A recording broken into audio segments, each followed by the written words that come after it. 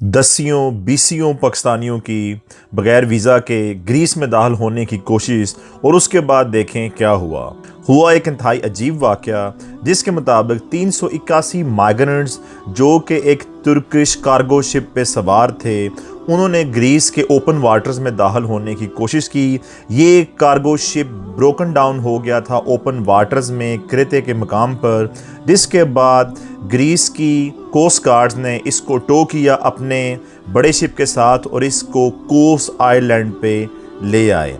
इसके बाद इन तमाम अफराद को एक रिसेप्शन सेंटर में रखा जा रहा है। ग्रीक के माइग्रेशन मिनिस्टर नोर्थिस मितारकिस, उन्होंने कहा कि इन अफराद में से जो कि टोटल 381 बनते हैं, 192 अफराद का ताल्लुक़ पाकिस्तान से है, जिसके बाद 112 अफ़गानिस्तान से और 56 बांग्लादेश से हैं। और इन अफराद को अब पाकिस्तान और बांग्लादेश को वापस करने की कोशिश की जा रही है। तो उन्होंने ओपन टीवी पे ये भी कहा कि वो पाकिस्तानी एम्बेसडर के साथ एक डील करने की कोशिश कर रहे हैं, जिसके मुताबिक वो इन अफराद को और इसके अलावा ऐसे और कई अफराद को वापस करना चाहते हैं। इंटरनेशनल प्रोटेक्शन एक्ट जिन पे लागू नहीं होता और ये लोग ग्रीस में असाइलम अप्लाई नहीं कर सकते। इसके अलावा मंडे को ट्वीट भी किया गया ग्रीक के इसी मिनिस्टर की जानिब से, जिसमें उन्होंने कहा कि वो एक ऐसे एग्रीमेंट बनाने के लिए कोशां हैं पाकिस्तानी और बांग्लादेशी सफ़ीर के साथ मिल के, जिसके बाद इन अफराद को पाकिस्तान और बांग्लादेश को वापस किया जाएगा। इसके अलावा इन्होंने इसी बात की शिकायत EU कमीशन से भी कर दी है कि तुर्की इस मामले में ग्रीस के साथ तावन नहीं कर रहा, चूँकि जिस शिप पे ये लोग सवार थे उसका नाम था मुराद 729 और उस पर तुर्किश फ्लैग भी था। अब देखना होगा कि पाकिस्तानी सफ़ीर क्या करते हैं। क्या वो चंद हज़ार डॉलर्स के ज़र मुबादला के एवज़ इन तमाम अफराद को वहाँ पे ग्रीस में रुकने के लिए सपोर्ट करते हैं, या फिर पाकिस्तान के वक़ार की खातिर इन लोगों को वापस लेने में हेल्प करते हैं ग्रीक के इस माइग्रेशन मिनिस्टर की।